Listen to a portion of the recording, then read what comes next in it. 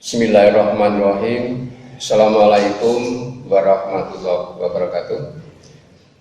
Anak-anakku yang saya cintai dan saya banggakan, marilah pertemuan kali ini kita akan membahas tentang APBN dan APBD dalam pembangunan.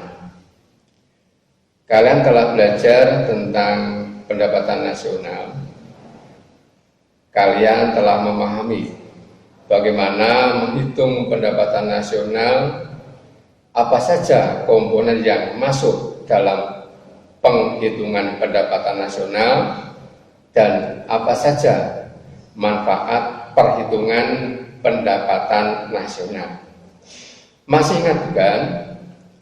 Sebelum mempelajari materi ini, alangkah baiknya kalian memahami betul materi sebelumnya, karena materi pada bab ini sangat berkaitan dengan materi tersebut. Dalam rangka mengatur keuangan rumah tangga, seorang ibu biasanya akan membuat perencanaan anggaran. Ibu rumah tangga akan memikirkan berapa pendapatan keluarga sebulan, untuk apa saja uang tersebut agar dapat memenuhi kebutuhan keluarga selama sebulan. Seperti halnya rumah tangga pemerintah, setiap tahunnya juga menyusun rencana anggaran yang disebut dengan anggaran pendapatan dan belanja negara atau APBN. Maka pada kesempatan kali ini kita akan membahas mengenai APBN dan APBD dalam pembangunan. Kita mulai untuk yang pertama, yaitu pengertian APBN. Apa itu APBN? APBN adalah rencana keuangan tahunan pemerintah negara Indonesia yang disetujui oleh DPR, yang bersifat daftar sistematis dan terperinci, yang memuat rencana penerimaan dan pengeluaran selama 1 tahun. Atau kata lain, APBN adalah suatu daftar yang memuat secara rinci tentang sumber-sumber penerimaan dan alokasi pengeluaran dalam jangka waktu tertentu dalam rangka mencapai sasaran pembangunan dalam kurun waktu 1 tahun. APBN ditetapkan dengan undang-undang, berarti penyusunannya harus dengan persetujuan DPR sesuai dengan Undang-Undang Dasar 1945 pasal 23. Dari pengertian tersebut terkandung maksud bahwa setiap tahun pemerintah bersama dengan DPR menyusun APBN yang dimulai tanggal 1 Januari dan berakhir tanggal 31 Desember. Next, tujuan APBN. Apa tujuan APBN itu? Tujuan APBN adalah memenuhi kebutuhan penyelenggaraan pemerintah negara dan kemampuan menghitung pendapatan negara dalam rangka mewujudkan perekonomian nasional berdasarkan atas demokrasi. Itu tujuan dari APBN. Next, fungsi APBN. APBN memiliki beberapa fungsi, diantaranya adalah sebagai berikut. Fungsi yang pertama yaitu fungsi alokasi. Fungsi yang kedua, fungsi distribusi. Fungsi yang ketiga, fungsi stabilisasi. Fungsi yang keempat, fungsi otorisasi. Sedangkan fungsi yang kelima adalah fungsi perencanaan. Next, sumber penerimaan negara. Penerimaan negara adalah semua penerimaan dalam negeri dan penerimaan pembangunan yang digunakan untuk membiayai belanja negara. Itu pengertian dari penerimaan negara. Lalu apa saja yang termasuk penerimaan negara itu? Ya, yang termasuk penerimaan negara terdiri atas satu, penerimaan dalam negeri. Yang kedua adalah penerimaan pembangunan, sedangkan yang ketiga adalah hibah. Ya, mari kita uraikan satu persatu. Yang pertama, yang termasuk penerimaan dalam negeri itu diantara adalah satu, penerimaan migas. Ya, penerimaan migas terdiri atas penerimaan yang berasal dari penjualan minyak bumi dan gas. Sedangkan penerimaan yang non migas terdiri dari pajak, bea cukai, non pajak dan lain-lain. Sedangkan penerimaan yang ketiga adalah penerimaan pajak, terdiri atas pajak penghasilan, pajak pertambahan nilai, bea materai, dan pajak bumi dan bangunan. Sedangkan penerimaan yang keempat adalah penerimaan bea masuk dan cukai. Ya, terdiri dari sejumlah barang impor.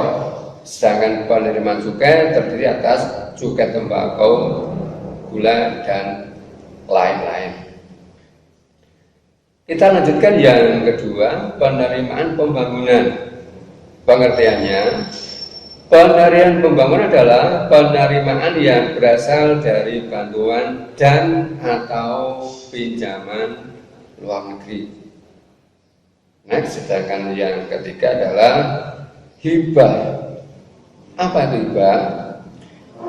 Hibah adalah semua penerimaan negara yang berasal dari sumbangan swasta dalam negeri dan sumbangan lembaga swasta dan pemerintah luar negeri. Next, jenis-jenis belanja negara. Pengeluaran negara dapat dibedakan menjadi dua, yaitu pengeluaran rutin dan pengeluaran pembangunan. Ya, kita bahas untuk yang pertama, yaitu mengenai pengeluaran rutin. Di antaranya adalah belanja pegawai, yaitu bisa termasuk gaji PNS, gaji pensiunan, dan biaya perjalanan bagi pejabat. Kemudian belanja barang, itu terdiri untuk pembelian peralatan dan perlengkapan kantor. Sedangkan belanja rutin daerah itu terdiri dari biaya gaji pegawai daerah. Sedangkan yang keempat, bunga dan cicilan utang. Yang kelima adalah subsidi. Kemudian yang B adalah pengeluaran pembangunan, yaitu pengeluaran negara untuk membiayai pembangunan, baik pembangunan fisik maupun non fisik. Itulah ada beberapa hal yang perlu kalian pahami mengenai APBN. Sekarang kita lanjutkan untuk materi yang selanjutnya, yaitu APBD. Ya, APBD. Pengertiannya, APBD adalah rencana keuangan tahunan pemerintah daerah yang dibahas dan disetujui bersama oleh pemerintah daerah dan DPRD. Itu mengenai pengertian APBD. Sedangkan tujuan daripada APBD itu antara lain: satu, membantu pemerintah daerah mencapai tujuan fiskal. Yang kedua, meningkatkan pengaturan atau koordinasi setiap bagian yang berada pada lingkungan pemerintah daerah. Yang ketiga, menciptakan prioritas belanja atau keutamaan belanja pemerintah daerah. Next, sumber penerimaan pemerintah daerah. Yang pertama adalah PAD atau pendapatan asli daerah.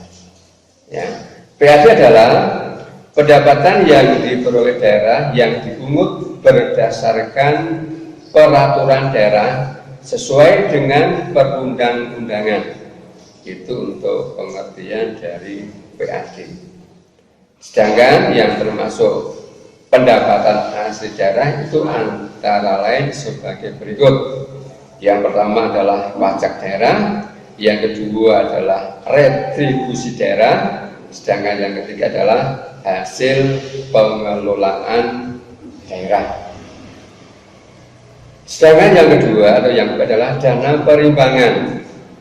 Pengertiannya, dana yang bersumber dari pendapatan APBN yang dialokasikan kepada daerah untuk mendanai kebutuhan daerah dalam rangka pelaksanaan desentralisasi. Saya ulangi lagi, dana perimbangan adalah dana yang bersumber dari pendapatan APBN yang dialokasikan kepada daerah untuk mendanai kebutuhan daerah dalam rangka pelaksanaan desentralisasi. Sedangkan yang C, pinjaman daerah. Next, jenis-jenis belanja daerah. Ya, di antaranya adalah belanja daerah, dan yang kedua adalah pengeluaran pembiayaan. Jadi ada dua untuk jenis-jenis belanja daerah. Saya ulangi, yang pertama adalah belanja daerah, yang kedua adalah pengeluaran pembiayaan. Demikian untuk materi yang bisa saya sampaikan mengenai APBN dan APBD. Mudah-mudahan bisa dipahami kalian semua dan bisa dimengerti. Sekian dari saya. Akhirul kalam. Wassalamualaikum warahmatullahi wabarakatuh.